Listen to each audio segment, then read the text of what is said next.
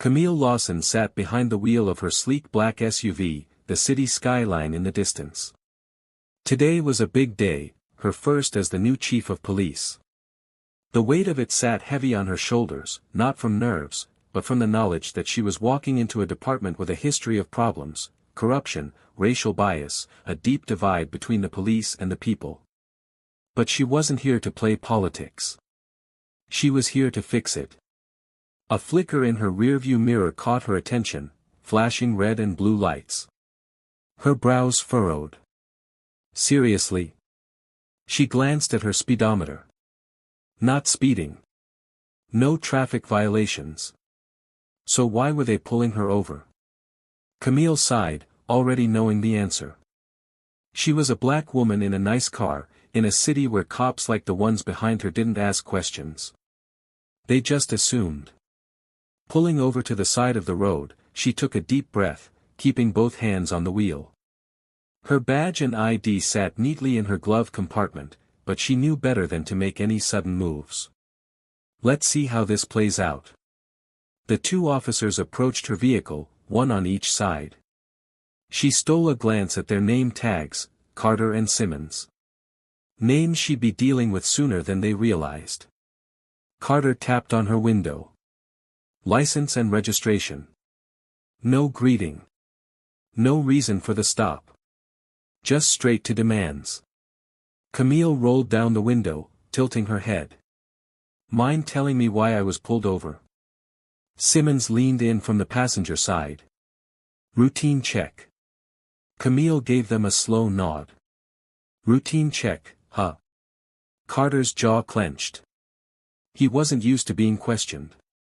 License and registration. Now. She held back a smirk. If they were this cocky with random black drivers, she could only imagine how they treated people who didn't have a badge like hers. With deliberate slowness, she reached toward the glove compartment. I'm getting my ID. Don't get jumpy. Simmons scoffed. We don't get jumpy. Camille retrieved her credentials, holding them up. Good. Because this is about to be real embarrassing for you. Camille's grip tightened around her ID as she eyed the two officers. Their body language screamed hostility, puffed up chests, squared shoulders, the kind of stance that said, we're in charge here. She had seen this play out 100 times. Just never from this angle. Brad's fingers hovered over his holster, and Camille immediately clocked the tension in his jaw. She wasn't a suspect, but in his eyes, she wasn't far from it. Keep your hands where I can see them, he snapped, his voice sharp, too eager. Camille let out a slow breath, keeping her movements measured. Unbelievable.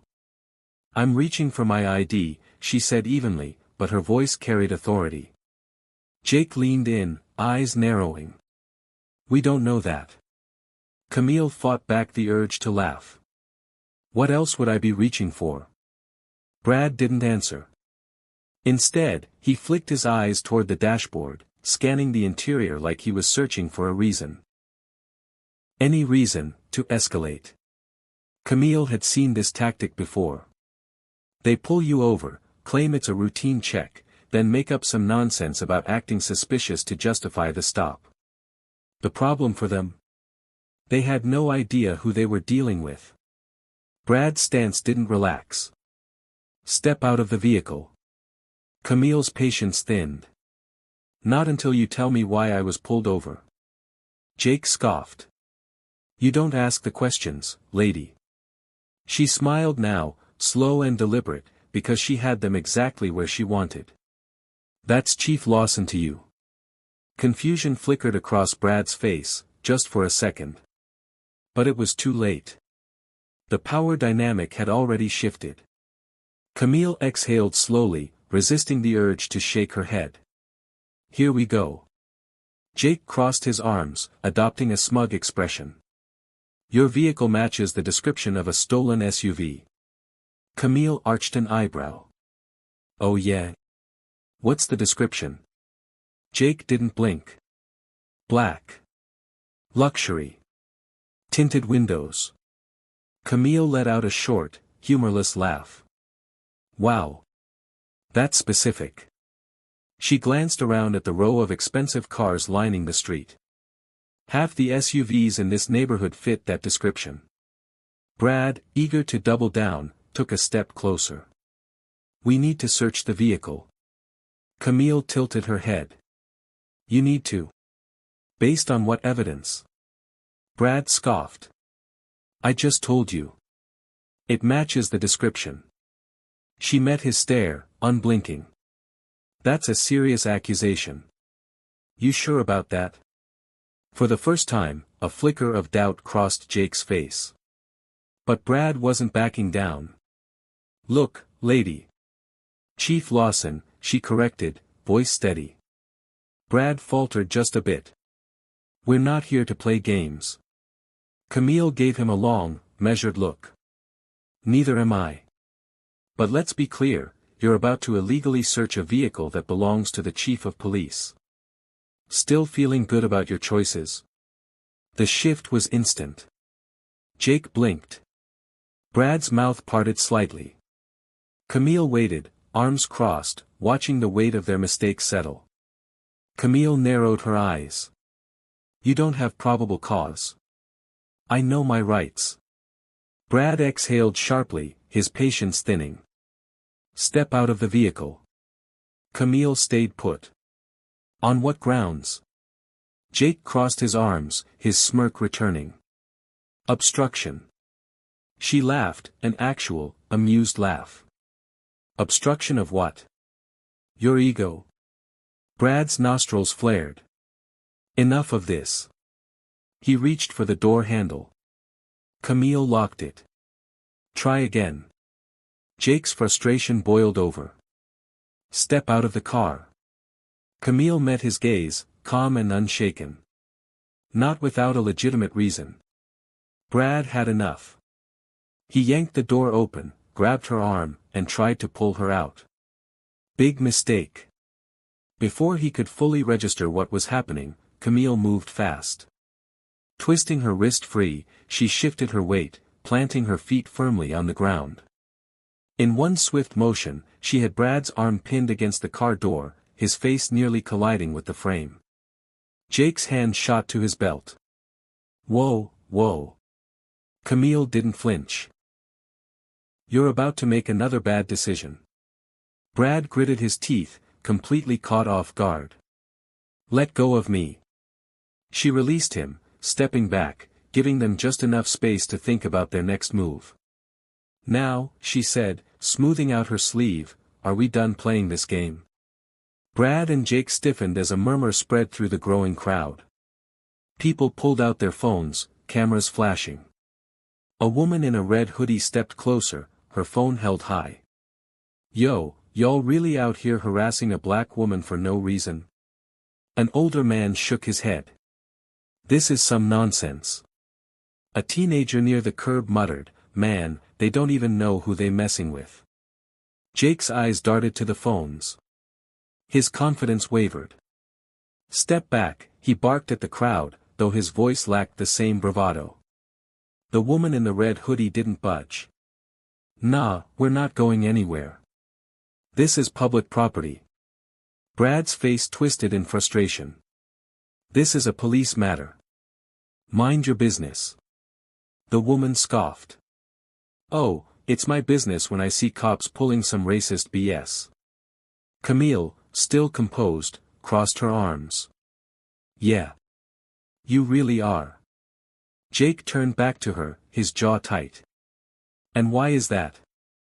Camille exhaled slowly, giving them one last chance. You don't know who you're dealing with. Brad sneered. Oh yeah. And who exactly are you? She tilted her head, a smirk creeping onto her lips. Let's just say, your careers are about to take a very sudden turn. The woman in the red hoodie didn't hesitate. She tapped her phone screen, dialing City Hall. Yeah, I need to report 2 officers harassing someone important. Meanwhile, Brad and Jake stood there, smug as ever, arms crossed, like they had just put another arrogant civilian in check. Brad leaned closer to Camille, his voice dripping with condescension. You really thought you could talk your way out of this? Hate to break it to you, lady, but you're just another. Jake's radio crackled to life. Dispatch to officers Carter and Simmons. Immediately release the suspect. She's Chief Camille Lawson. Both officers froze. The smirks vanished, replaced by wide-eyed panic. Wait, what? Jake's hand shot to his radio, like he'd misheard. You heard me. That's your new boss. A slow, unbearable silence fell over the street. The crowd, once full of murmurs and protest, suddenly burst into laughter. Damn, y'all done screwed up big time, someone hollered. Brad's face drained of color. His hands twitched at his sides. This some kind of joke. Camille cocked an eyebrow. Oh, it's real. Real embarrassing for you. Jake looked like he wanted to disappear. Chief. Shut up, Camille said coolly. You had your chance. Brad fumbled for the keys, his hands shaking as he unlocked the cuffs. But Camille didn't move, letting them sweat a little longer. Brad and Jake stood like statues, their mouths slightly open, as if their brains had completely short-circuited. That cocky arrogance. Gone. Their entire demeanor shifted from we own this street to we just stepped in something nasty. Camille tilted her head, watching the realization hit them like a freight train. She flexed her wrists as Brad fumbled to remove the cuffs, his hands shaking. Still think I stole this car? She asked, her voice dripping with amusement. Jake stammered. Chief, we didn't know.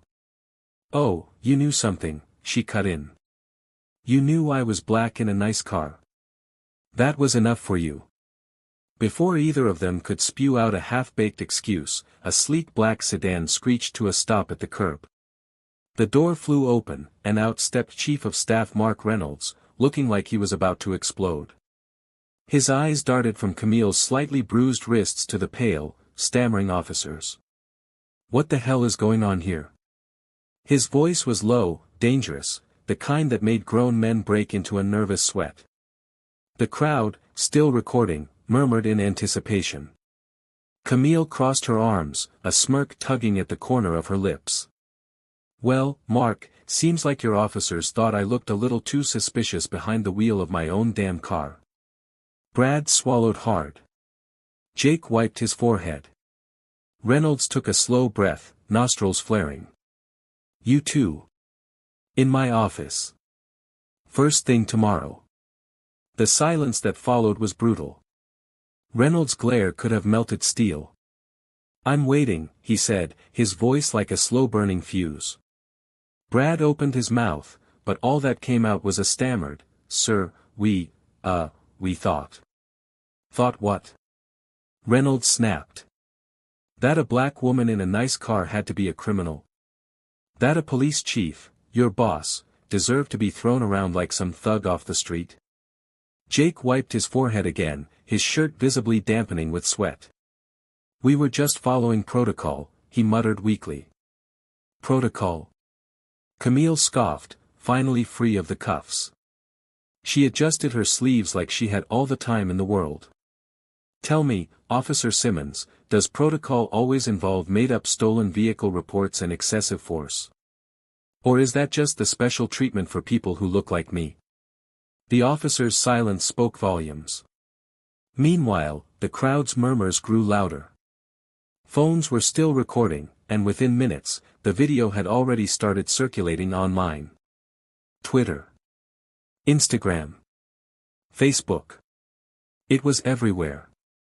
Yo, this is wild, someone muttered.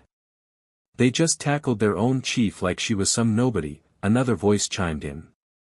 They ain't walking away from this. No way. Reynolds, his face red with fury, took a step closer to the disgraced officers.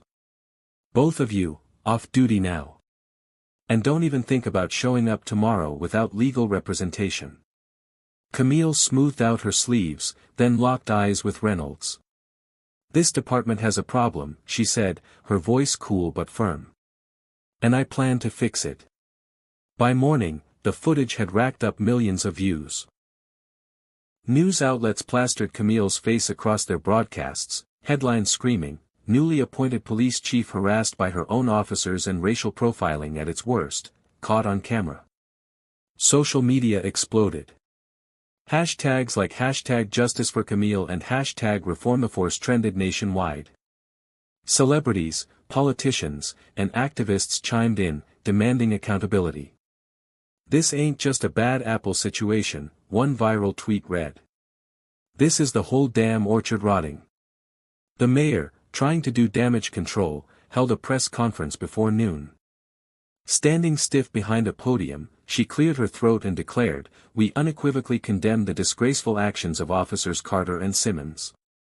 Effective immediately, they are suspended without pay, pending a full investigation." It wasn't enough. The city council, under immense public pressure, released a statement of their own. "This incident highlights systemic issues that must be addressed. We will be pushing for immediate police reform and increased accountability measures." Meanwhile, outside City Hall, protesters flooded the streets, their voices echoing through the city.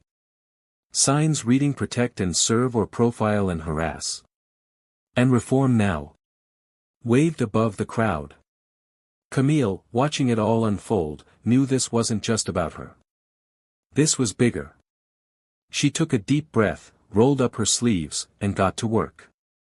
The press conference was packed: reporters, activists, local officials, and everyday citizens who had seen the viral footage. Cameras flashed as Camille stepped up to the podium, her expression calm but resolute. She scanned the crowd, then spoke, her voice steady.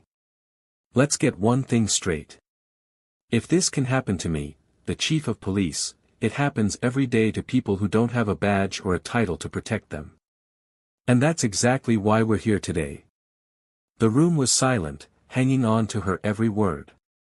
Camille continued. "This isn't about a single incident or two officers. It's about a culture of policing that allows bias, aggression, and unchecked power to go unchallenged. That ends now." She then outlined a sweeping initiative aimed at tackling racial profiling and reforming law enforcement practices: mandatory de-escalation training, increased community oversight, a zero-tolerance policy for discrimination within the force.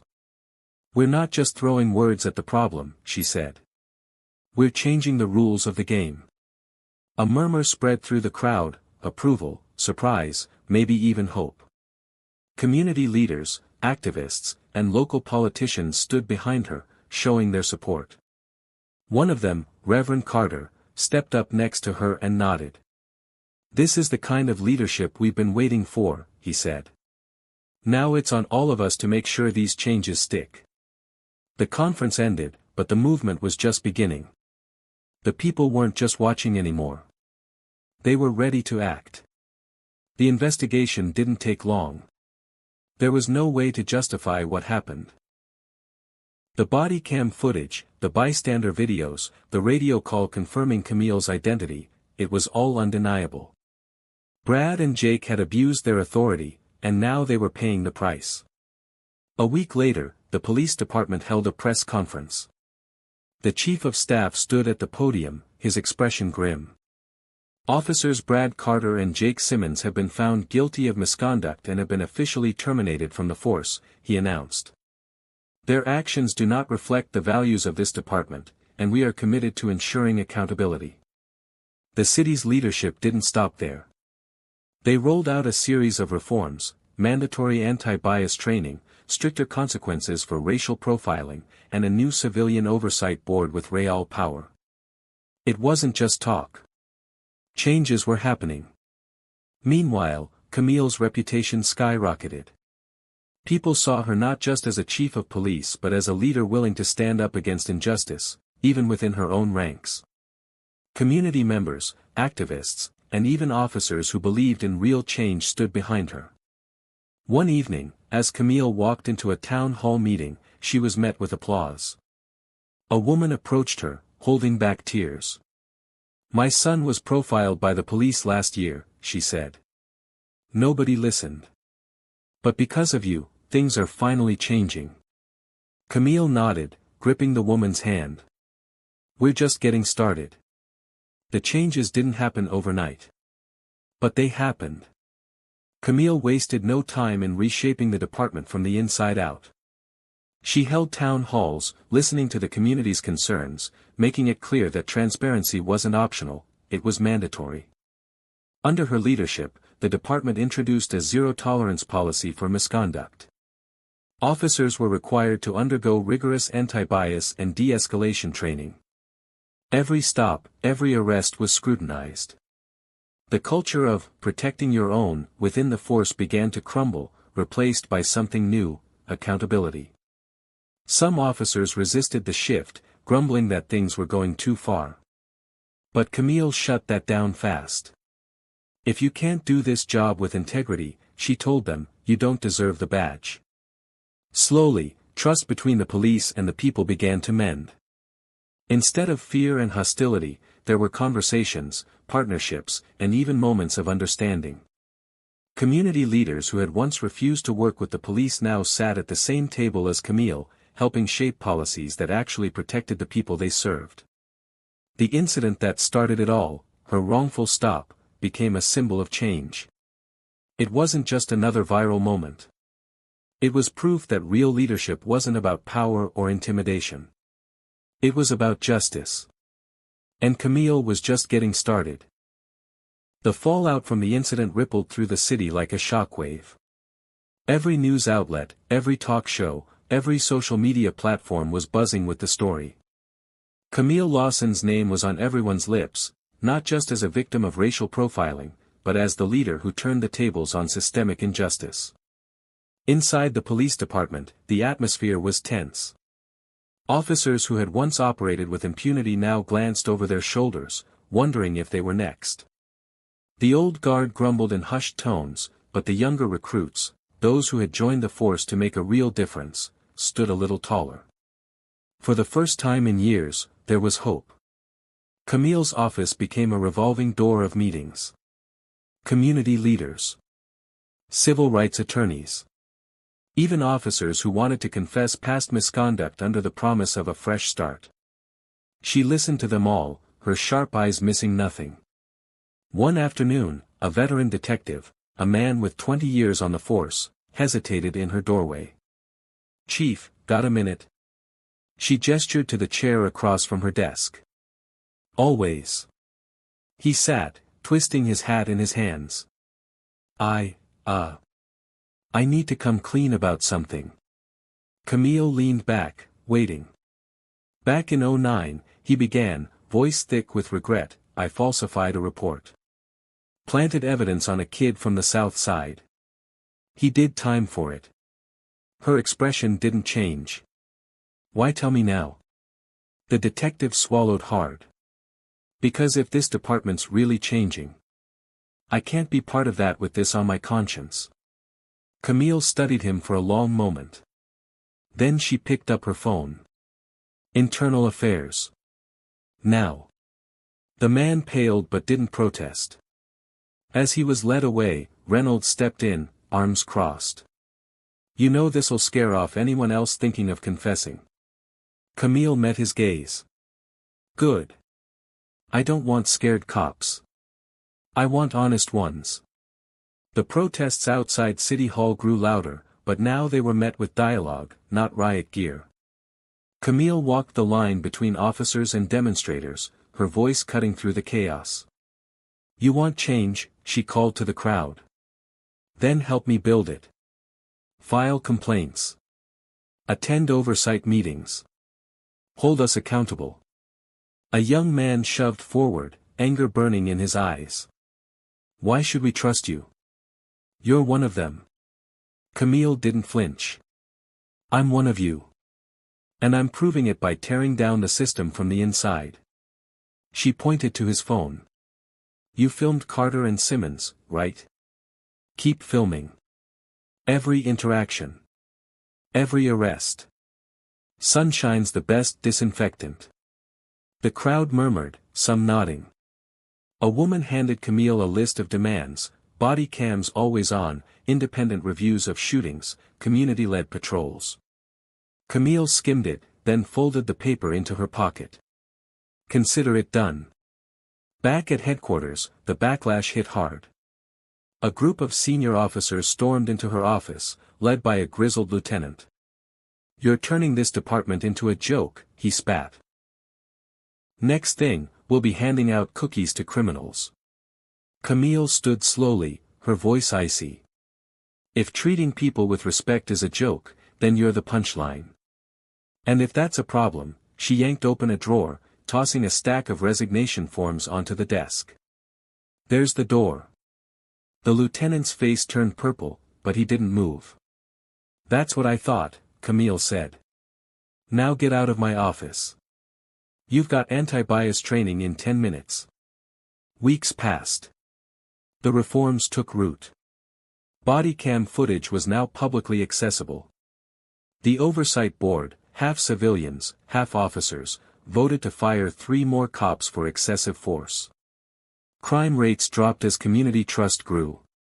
Then came the real test. A call crackled over the radio, "Officer down." Shots fired at 12th and Maple. Camille arrived to chaos. A rookie cop, barely 23, was pinned behind his cruiser, blood soaking his sleeve. The shooter? A teenage kid, trembling, gun raised. The SWAT team cocked their rifles. "We got a bead on him, Chief." "Say the word." Camille pushed past them. "Stand down." "But he shot." "I said stand down." She stepped into the open, hands raised. The kid's breath came in ragged gasps. Don't come closer." Camille kept her voice steady. "I'm not here to hurt you." "What's your name?" "Tyrone." "Tyrone, my officer's hurt. Let me help him, and we'll talk. No cuffs. No tricks." The gun wavered. A beat. 2. Then it clattered to the pavement. Later, at the hospital, the rookie gripped Camille's hand. "Kid could have killed me. Why'd you risk it?" She thought of Brad and Jake, of every life ruined by knee-jerk violence. Because someone had to break the cycle. The mayor stood before a packed press room, Camille at her side. "As of today," she announced, "our city's police reform model will be adopted statewide." Camille didn't smile. There was too much work left. But as she left the podium, her phone buzzed, a text from the woman in the red hoodie, the one who'd filmed her stop. "My nephew just joined the academy. Says he wants to be like you." For the first time in months, Camille let herself exhale. The city's transformation became a blueprint for the nation. Camille's face graced magazine covers, Times, 100 Most Influential, Forbes, Top 10 Disruptors.